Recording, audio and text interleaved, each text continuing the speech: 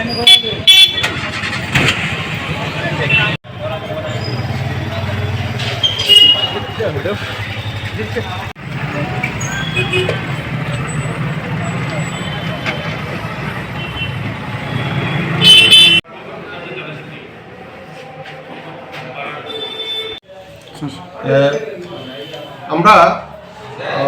লক্ষ্য করছি বেশ কিছুদিন ধরে আমাদের ধর্মনগর থানা এলাকায় বেশ কয়েকটা চুরির ঘটনা ঘটেছে এবং কিছু চোরকে ইতিমধ্যে আমরা অ্যারেস্ট করেছি। তারা এখন জেলে আছে।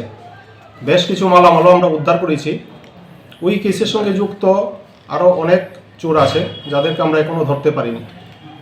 তো আমরা সিদ্ধান্ত করেছি যে যারা চুরির সঙ্গে যুক্ত আছে তাদের চেহারা জনগণের সামনে নিয়ে আসা, আপনাদের মাধ্যমে সেটা প্রত্যেক মানুষের ঘরে পৌঁছুক, আমাদেরকে স্থানীয় মানুষরা সাহায্য করুক। আর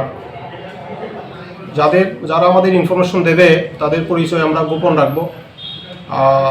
এখানে 12 জন সাসপেক্ট বিভিন্ন ক্রাইমের সঙ্গে যারা ইনভলভ তাদের ছবি আমরা সংগ্রহ করেছি। তো আপনাদের মাধ্যমে এইগুলি যাতে মানুষের কাছে পৌঁছে যায়। আর আমরা একটা স্পেশাল ব্যবস্থা করেছি, বাজার, হাট, সরকারি অফিস আদালত, পঞ্চায়েত অফিস সবগুলোতে আমরা এই পোস্টারিংগুলো করব। তো গ্রামের মানুষ জানবে। আশা করি আমরা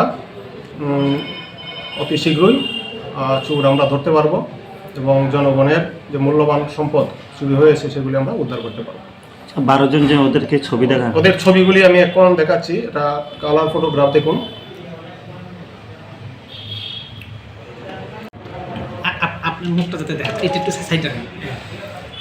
এর আগেও তারা বিভিন্ন মামলায় অ্যারেস্ট হয়েছে।